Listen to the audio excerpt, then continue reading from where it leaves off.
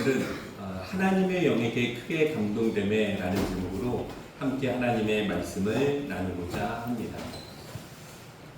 이스라엘이라고 하는 나라는 원래 왕이 다스리는 나라가 아니었습니다. 왕정시대가 아니었다라는 거죠.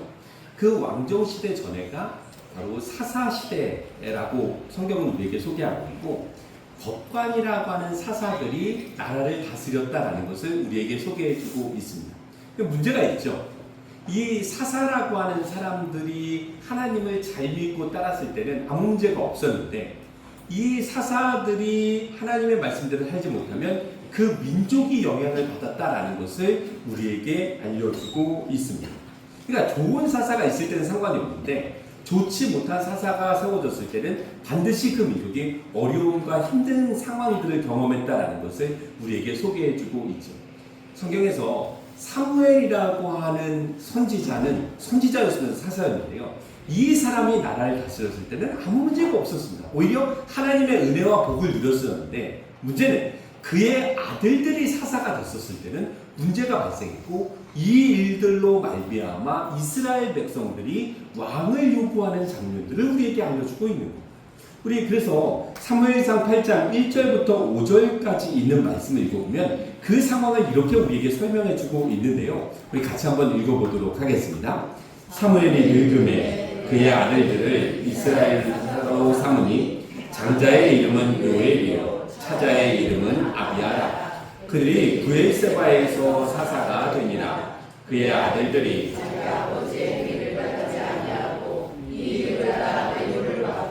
판결을 듣게 하니라. 이스라엘 모든 장로가 모여 라마에 있는 사무엘에게 나아가서 그에게 이르되, 보소서, 당신은 늙고 당신의 아들들은 행위를 따르지 아니하니 모든 나라와 같이 우리에게 왕을 세워 우리를 다스리게 하소서 한지라. 이렇게 시작을 하고 있습니다. 그러니까 어떤 상황이냐면, 사무엘이라고 하는 사람은 나라를 굉장히 잘 치렀는데, 이 사무엘이 늙으면서 그의 아들들을 사사로 세웠다라는 것을 우리에게 소개하고 있죠. 근데 그 아들들이 하나님의 말씀을 따라서 나라를 다스렸대요? 아니면 엉망으로 다스렸대요? 엉망으로 다스렸대요. 무슨 얘기를 하고 있습니까? 하나님의 법의 기준에 따라서 이스라엘 백성들을 판단하고 그 사람들을 인도해야 되는데, 그게 기준이 아니었다는 거죠. 뭐가 기준이었다는 겁니까? 자신의 이익이 기준이 되었다라는 것을 이야기해 주고 있는 거죠. 그러니까 옳게 바르게 판단해야 될 그 법관에 있는 사사들이 자신의 이익에 부합하면 옳은 판결을 해주고, 자신의 이익에 부합하지 않으면 나쁜 판결을 내렸다라는 것을 우리에게 알려주고 있는 것이죠. 이렇게 지도자가 자신의 이익이라고 하는 것이 가장 우선순위에 초점이 되어져 버리면 그 공동체는 불행한 공동체가 되어지는 겁니다. 너무나 분명한 거죠. 그 사사들을 하나님께서 세우신 이유는 이스라엘 백성과 하나님께서 잘 인도하기 위함에 대한 목적을 가지고 있었는데, 그 목적이 더 이상 이루어지지 않고 그 목적이 깨져버렸다는 것을 우리에게 얘기해주고 있는 겁니다. 좋은 지도자는 이렇게 바라본다면 하나님께서 주신 놀라운 선물 아니겠습니까? 우리 사랑하는 믿음의 식구들도, 우리 나라, 우리 교회, 우리의 가정, 우리에게 세워진 좋은 지도자들을 위해 우리 함께 기도할 수 있는 우리 믿음의 식구들이 되시기를 주님의 이름으로 간절히 축원합니다. 또 한 가지를 우리가 좀 생각을 해본다면, 아까 말씀드렸던 것처럼 사무엘이라고 하는 선지자면서 사사는 좋았습니까? 안 좋았습니까? 너무 좋았죠. 왜냐하면 그 사람을 통해서 온 이스라엘 백성이 하나님께 돌아왔기 때문에 그렇습니다. 그런데 아버지의 신앙이 좋으면 아들의 신앙은 좋아야 됩니까? 안 좋아야 됩니까? 좋아야 되는 게 맞는 것인데, 아버지의 신앙의 그 좋은 면들이 그의 아들들에게까지 이르르지 않았다라는 것을 우리에게 알려주고 있는 거죠. 그러니 부모의 신앙이 좋아서 자식의 신앙이 좋을 거야 라고 하는 기대는 사실 믿을 수도 있고 못 믿을 수도 있는 일이 되어지는 겁니다. 우리 사랑하는 예단교회 믿음의 식구들, 우리 자녀 세대들에게 좋은 신앙을 물려주고 싶지 않으십니까? 그냥 별로십니까? 어떻습니까? 우리 자녀 세대들에게 좋은 신앙을 물려주고 싶지 않으십니까? 그런데 그게 우리의 뜻대로 되든가요? 우리의 마음대로 되든가요? 우리 자녀들이 이렇게 하나님을 잘 섬겼으면 좋겠는데 그 마음을 가지고 우리 자녀 세대를 권면할 때 그 권면대로 자녀들이 따라오든가요? 그렇지 않다라는 겁니다. 이것은 사무엘도 마찬가지 아니었겠습니까? 내 시대 때는 하나님을 너무나 잘 믿고 하나님께로 돌아와서 하나님의 은혜와 복을 많이 누렸는데 내 아들들이 그렇게 망가져가는 모습을 보면서 사무엘의 마음은 어떠했겠습니까? 마찬가지겠죠. 자녀들이 내 뜻대로 내 마음대로 안 된다라는 겁니다. 그럼 이것도 역시 마찬가지죠. 내 뜻과 내 마음대로 안 되는 거는 뭐가 필요한 겁니까? 기도가 필요한 것이고 하나님의 은혜와 도우심이 필요한 겁니다. 그러니까 우리 자녀 세대에게 하나님의 신앙을 잘 전달할 수 있는 것은 우리가 잘나서가 아닌 거죠. 사실은 뭐가 필요한 겁니까? 하나님의 도우심과 하나님의 은혜 가운데 하나님께서 주시는 선물이 되어지는 겁니다. 그렇게 되어지는 거죠. 우리 사랑하는 예담교회 믿음의 식구들, 우리 다음 세대들에게 아름다운 믿음의 유산을 물려줄 수 있는 그 거룩한 은혜를 위해 기도할 수 있는 주의 백성들이 되시기를 주님의 이름으로 간절히 축원합니다. 아마 사무엘도 그런 고민들을 분명히 했을 것 같습니다. 이제 백성들이 어떤 요구를 하게 됩니까? 오늘 본문 말씀을 읽어보니까 당신의 아들들이 더 이상 하나님의 말씀대로 살지 않으니 이제는 우리에게 누구를 세워달라고요? 왕을 세워달라는 요청을 하게 되었습니다. 그런데 이 왕을 세워달라고 하는 요청이 단순히 사사시대에서 왕정시대로 변화되는 그 변화를 이야기하는 것이 아니라 그 이면적인 의미는 이런 의미가 깔려 있었다라는 것을 오늘 성경은 우리에게 이야기해주고 있습니다. 우리 6절부터 8절까지 있는 말씀을 이어서 같이 한번 읽도록 하겠습니다. 함께 읽겠습니다. 우리에게 왕을 주어 우리에게 다스리게 하라 했을 때에 사무엘이 그것을 기뻐하지 아니하여 여호와께 기도하매 여호와께서 사무엘에게 이르시되 백성이 내게 한 말을 다 들으라. 이는 그들이 너를 버림이 아니요 나를 버려 자기들의 왕이 되지 못하게 함이니라. 내가 그들을 애굽에서 인도하여 낸 날부터 오늘까지 그들이 모든 행사로 나를 버리고 다른 신들을 섬김같이 내게도 그리하는도다. 백성들은 왕을 요구했습니다. 우리에게 왕을 주십시오. 그런데 그 이야기를 들었던 사무엘이 기뻐하지 않았다라는 겁니다. 그리고 사무엘이 이 문제를 가지고 하나님 앞에 기도했을 때 하나님도 그 일들을 기뻐하지 않으셨다라는 것을 우리에게 알려주고 있습니다. 왜 왕을 요구하는 것을 사무엘도 기뻐하지 않고 그리고 하나님도 기뻐하지 않으셨을까요? 오늘 말씀을 통해서 말한다면 이스라엘 가운데 이미 왕이 있었기 때문에 그렇습니다. 누가 왕이셨습니까? 하나님이 왕이셨다라는 겁니다. 그러니까 이스라엘 백성들의 삶의 태도는 하나님을 왕으로 모시고 하나님께서 주신 말씀을 가지고 이 땅의 삶을 살아가면 되어지는 겁니다. 눈에 보이는 왕은 의미 없는 거죠. 없어도 괜찮았다라는 겁니다.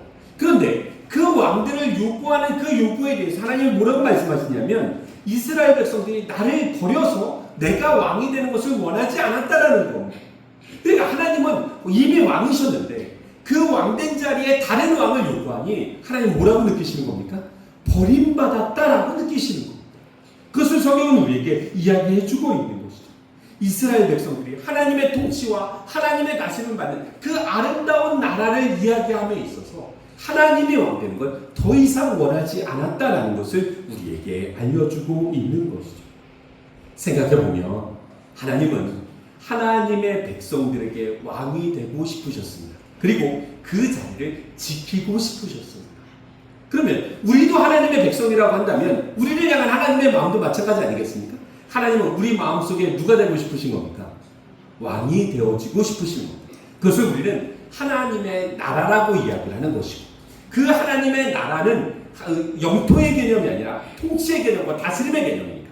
하나님이 우리를 다스리고 하나님이 우리를 통치하시는 것이 하나님이 우리 마음 가운데 계신 이유와 목적이 되어지는 겁니다.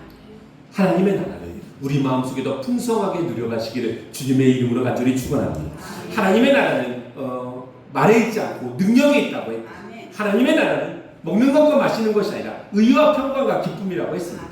하나님의 나라가 우리 가운데 있으면 평화가 넘치는 거죠. 평안이 넘치는 거죠. 하나님이 우리 마음 가운데 계시면 기쁨이 넘치는 거죠.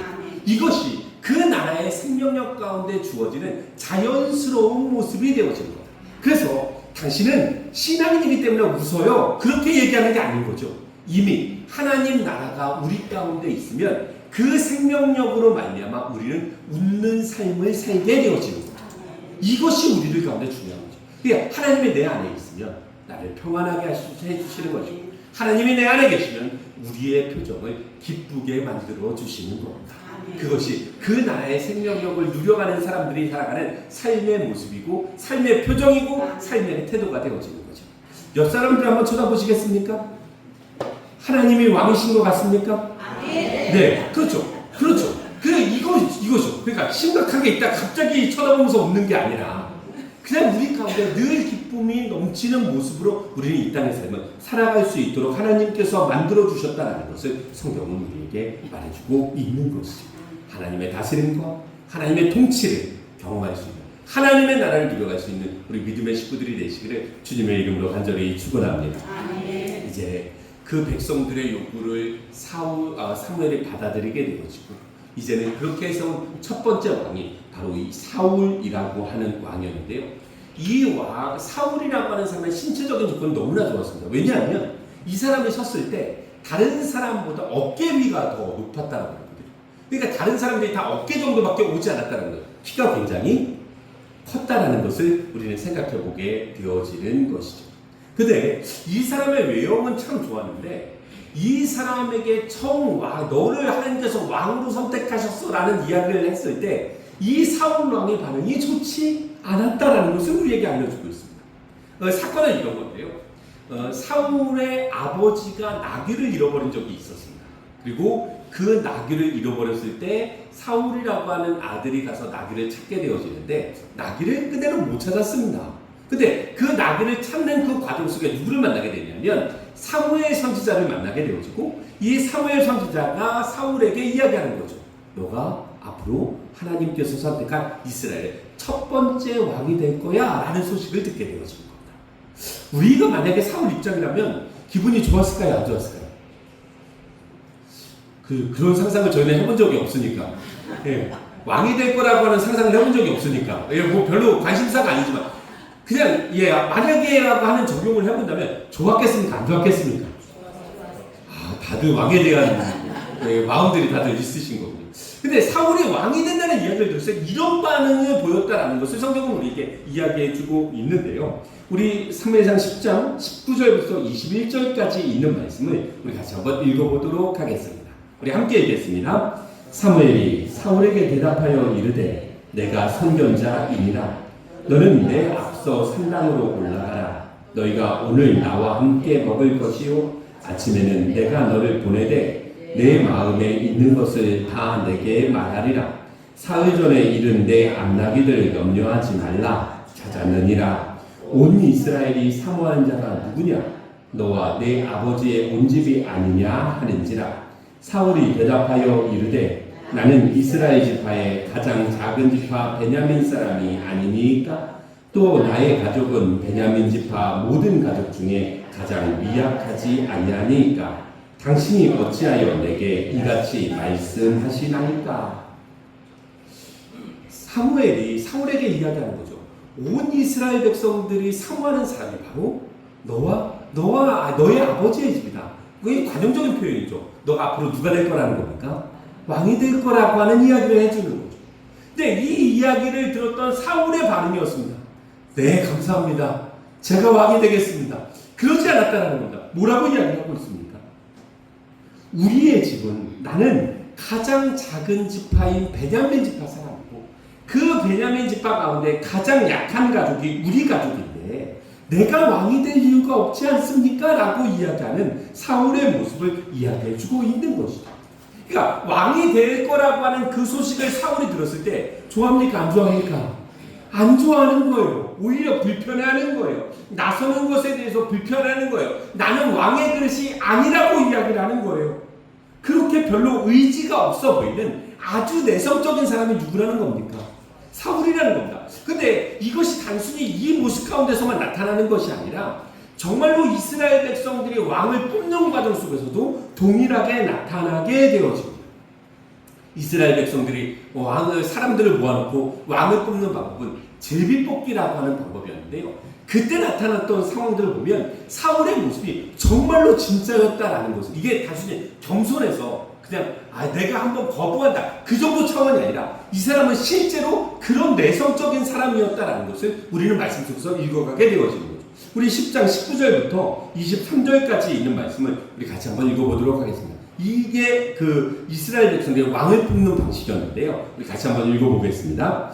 너희는 너희를 모든 재난과 고통 중에서 신이 구원해내신 너희의 하나님 여호와를 버리고 이르기를 우리 위에 왕을 세우나 하는도다. 그런즉 이제 너희의 지파대로 1000명씩 여호와 앞에 나오나 하고 사무엘이 이에 이스라엘 모든 지파를 가까이 오게 하였더니 베냐민 지파가 뽑혔고 베냐민 지파를 그들의 가족별로 가까이 오게 하였더니 마드리 가족이 뽑혔고 그 중에 기스의 아들 사울이 뽑혔으나 그를 찾아도 찾지 못한지라. 그러므로 그들이 또 여호와께 묻되 그 사람이 여기 왔나이까? 여호와께서 대답하시되 그가 진보라들 사이에 숨었느니라 하셨더라. 그들이 달려가서 거기서 그를 데려오매 그가 백성 중에 서니 다른 사람보다 어깨 위만큼 걷더라. 이 이야기를 하고 있는 거죠. 그러니까 이 과정을 살펴보면 사무엘이 모든 이스라엘 백성들 다 모은 겁니다. 그리고 각 지파마다 몇 명씩이요? 1000명씩 먼저 뽑아내라는 거죠. 그러니까 각 지파에 1000명씩 뽑았으면 이스라엘 지파는 12지파니까 12,000명이 이미 모인 겁니다. 이 중에서 왕을 뽑겠다는 거죠. 그리고 그렇게 제비를 뽑았을 때 어느 지파가 뽑혔다고요? 베냐민 지파가 뽑혔고 그 베냐민 지파 나오는 그 1000명 중에 또 제비를 뽑아서 마드리의 가족이 뽑혔고 그 중에 기스의 아들 사울이 뽑히는 장면을 성경은 우리에게 소개하고 있는 거예요. 자, 12,000명 중에 한 명을 뽑았다라고 하는 그 사실을 생각해 볼 때 그 경우의 수가 쉽습니까? 어렵습니까? 너무나 어려운 거죠. 근데 그 어려움을 뚫고 하나님은 사울을 선택하셨다라는 것을 우리에게 알려주고 있는 겁니다. 근데 사울이 뽑혔다라고 이야기를 했더니 정작 사울이 보입니까? 안 보입니까? 안 보이는 거예요. 왕으로 사울을 뽑겠다라고 뽑아놨는데 사울이 보이지 않는 겁니다. 묻는 거죠. 사울이 여기 왔습니까? 왔다라는 거예요. 어디 있습니까? 진보다리들 사이에 숨어 있었다라는 겁니다. 모든 사람 앞에서 하나님이 선택한 사람으로 뽑혔음에도 불구하고 이 사람은 숨어 있는 사람이었다라는 겁니다. 왕이 되는 것을 원하지 않았다라는 생각을 우리는 가져볼 수밖에 없는 것이죠. 주목받는 것 원하지 않았다라는 겁니다. 나서는 것 원하지 않았다라는 겁니다. 그러면 하나님 왜 이렇게 소심한 사람을 뽑으셨을까? 하나님은 왜 이렇게 나서기 싫어하는 사람을 뽑으셨을까? 이 중에 왕이 되고 싶어하는 사람도 있었을까요? 없었을까요? 그 12,000명 중에 당연히 있었겠죠. 당연히 내가 한번 왕이 돼서 이스라엘 한번 잘 이끌어 보겠습니다 라고 결심하고 외치는 사람들 왜 없었겠습니까? 근데 그 사람들이 아니라 나를 한없이 낮추는 사람을 하나님은 뽑으셨다는 거예요. 나를 드러내기를 원하지 않는 사람을 하나님은 뽑으셨다는 거예요. 하나님의 왕이 왜 거기에 있었을까라는 생각을 해보면 그런 거죠. 적어도 이 사울이라고 하는 사람을 뽑아놓고 나면 이 사람은 어떤 일들과 어떤 상황들 속에서 누구를 드러내지 않을 겁니까? 자신을 드러내지 않겠죠. 대신 누구를 드러내겠습니까? 하나님을 드러낼 수 있는 좋은 그릇이라고 하나님은 여기시지 않으셨을까라는 생각들을 가져보게 되는 것이죠. 아무튼 이렇게 소심하고 이렇게 내성적인 나를 드러내기를 원하지 않는 사람을 하나님은 왕으로 세우셨다라는 것을 오늘 우리에게 성경은 알려주고 있고 이 사람이 왕이 됐을 때 일어났던 한 가지 사건을 오늘 본문 속에서 이야기해주고 있는 겁니다. 우리 그 사건을 우리 잠깐 같이 한번 살펴본다면 우리 11장 1절부터 5절까지 있는 말씀입니다. 같이 한번 읽겠습니다. 암몬 사람 나하스가 올라와서 길르앗 야베스에 맞서 진침해 야베스 모든 사람들이 나하스에게 이르되 우리와 언약하자. 그리하면 우리가 너를 섬기리라 하니 암몬 사람 나하스가 그들에게 이르되 내가 너희 오른눈을 다 빼야 너희와 언약하리라. 내가 온 이스라엘을 이같이 모욕하리라. 야베스 장로들이 그에게 이르되 우리에게 이랫동안 말미를 주어 우리가 이스라엘 온 지역에 전령들을 보내라 하라. 만일 우리를 구원할 자가 없으면 내게 나아가리라 하니라. 이에 전령들이 사울이 사는 기브아에 이르러 이 말을 백성에게 전하매 모든 백성이 소리를 높여 울더니 마침 사울이 밭에서 소를 몰고 오다가 이르되 백성이 무슨 일로 우느냐 하니 그들이 야베스 사람의 말을 전하니라. 아멘. 암몬 사람들이 길르앗 야베스 지역을 쳐들어오게 됩니다. 이 길르앗 야베스는 요단강 동편에 있는 땅이었는데요. 그곳에 사람들이 쳐들어온 거죠. 암몬 사람들이. 그리고 뭐라고 이야기를 합니까? 우리와 언약하자라고 길르앗 야베스 사람들이 이야기했다라는 겁니다. 그러니까 암몬 사람들과 친하게 지내고 싶다라는 거죠. 그런데 이 암몬 사람 나하스 왕이 뭐라고 이야기를 하냐면 내가 너희의 오른쪽 눈을 다 빼고 나서 너희와 언약하겠다라는 겁니다. 자, 이게 좀 이 시대의 풍습을 좀 이해하면 좀 가능한 모습인데요. 이 고대 전쟁 사들을 좀 우리가 살펴보게 되어지면 특별히 성경학자들이 하는 이야기를 얘기를 해보면 오른쪽 눈을 뺀다는 건 이런 의미가 있는 거예요. 이 당시 군인들이 싸울 때 방패를 어느 손에 잡았을까요? 왼쪽에 잡았겠죠. 방패를 왼쪽에. 그리고 칼과 창을 어디에 잡는 겁니까? 오른쪽에 잡는 거예요. 그렇죠? 그래서 이 사람들이 보통 전쟁을 할 때는 이 방패를 가지고 왼쪽 눈을 가렸다라는 겁니다. 이해가 되시죠? 어느 정도 좀 상상이 되시죠? 이걸 가리고 이걸 싸우는 겁니다. 그런데 오른쪽 눈을 빼겠다라고 하는 것은 무슨 의미가 되어지는 겁니까? 아예 전쟁을 못하게 만들어 버리겠다는 겁니다. 그러니까 전쟁을 할 수 있는 능력을 완전히 무력화시키겠다라고 하는 표현이 오른쪽 눈을 빼겠다라는 것에 있는 것이고, 또 한 가지 의미는 이 당시 신체를 훼손한다라고 하는 것은 굉장히 모욕적인 처사가 되어집니다. 그러니까 암몬 사람 나하스가 하는 이야기 속에서는 너희 이스라엘 백성 내가 모욕할 것이고 너희의 전투력을 무력화시킬 것이고 그런 다음에 너희와 언약하겠다라고 이야기해주고 있는 겁니다. 이런 이야기를 들었던 길르앗 야베스 사람들이 도움을 요청하는 거죠. 우리가 지금 이런 어려움을 당했으니 우리에게 좀 도와달라고 하는 요청들을 보내는 장면들을 이야기해주고 있는 겁니다. 그리고 그 요청을 누가 들은 겁니까? 이제는 사울 왕이 듣게 되어지는 장면입니다.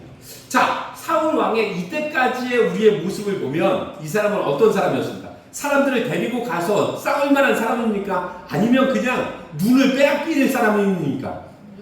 그냥 눈을 빼앗길 사람처럼 보이는 거죠.